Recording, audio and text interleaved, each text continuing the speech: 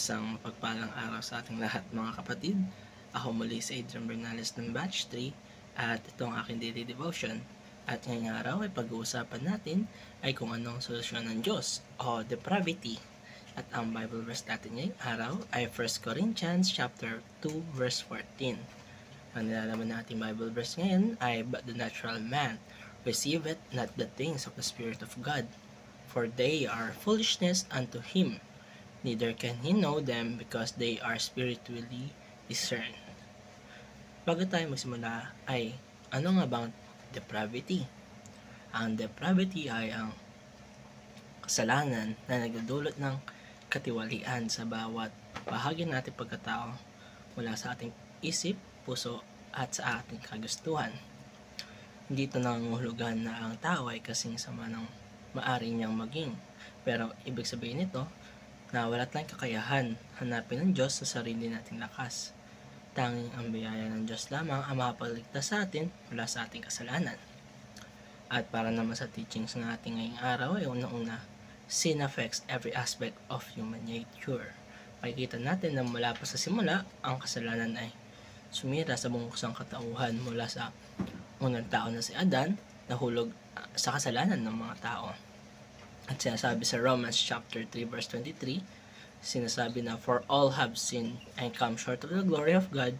Hindi lang ito nangangahulugan na nagkasala tayo sa ating mga aksyon, kundi pati sa ating pag-iisip, nararamdaman at mga ating mga kagustuhan. Hindi natin kayang lumapit sa Diyos nang walang tulong niya, dahil ang kasalanan ay mahadlang sa ating relasyon sa Kanya. Sinasabi dito na ang kasalanan ang pumuputol sa connection natin o relasyon natin sa Panginoon. Ikalawa ay, seeking to honor God is not natural. Kapag iniwanan tayo sa ating sariling kakayahan, hindi natin gugustuhin sambahin at parangalan ng Diyos. Ang likas nating pagkatao ay mas pinipili natin ang sarili natin kagustuhan kaysa sa kanyang kalooban. Kaya ang mga tao, bawat isa sa atin ay mga selfish na tao. Gaya na lamang sasabi sa John chapter 3 verse 19, "And this is the condemnation that light comes into the world, and men love darkness rather than light, because their deeds were evil." Ibig sabihin, mas gusto ng taong kadiliman kaysa sa kaliwanagan ng Diyos. Kaya naman, ang ating kaligtasan ay hindi natin makakamtan sa sarili nating gawa, kundi sa kanyang awa at biyaya. Pagtatlo ay, salvation is entirely a work of God's grace. Walang nakakapagligtas sa kanyang sarili sa pamagitan ng mabubuting gawa o pagsisikap. Kung tayo lang ang masusunod, manatili tayong alipin sa ating kasalanan. Pero dahil sa habag ng Diyos, gumawa siya ng paraan para tayo ay mailigtas. Kagaya na naman sinasabi sa Ephesians chapter 2 verse 8 to 9, "For by grace are ye saved through faith, and that not of yourselves. It is the gift of God, not of works, lest any man should boast." Ang kaligtasan ay regalo ng Diyos sa atin. Hindi natin ito kayang kitain o bayaran. Sinasabi dito na ang kaligtasan na hindi makakamit sa ating mga gawa o sa ating mga gagandang gawa, bagkus ito ay makakamit sa ating pananampalataya sa ating Panginoong Kristo. At para naman sa ating application ngayong araw ay unang-una, acknowledge your need for God's grace.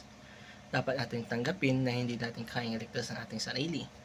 Hindi sapat ang pagiging mabait o paggawa ng mabuting bagay upang makamit ang kaligtasan. Ang tanging solusyon lamang ay ang biyaya ng Panginoon na inalok niya sa atin sa pamamagitan ni Kristo. Ikalawa ay, repent sincerely from the mind, heart, and will.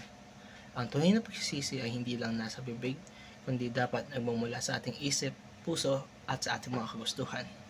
Dapat tayong lumapit sa Diyos na may pagpapakumbaba at humingi ng kanyang kapatawaran. Kagaya na lamang sinasabi sa Acts chapter 3 verse 19, "Repent ye therefore, and be converted, that your sins may be blotted out, when the times of refreshing shall come from the presence of the Lord." At mga kapatid, ito kahalaga ang pagkilala natin sa Panginoon at pag-iwas sa mga kasalanan, dahil ang kasalanan ang naghahadlang o pumuputo sa relasyon natin sa ating Panginoon. O kaya mga kapatid, dito nagtatawa sa aking daily devotion. Maraming salamat sa panonood.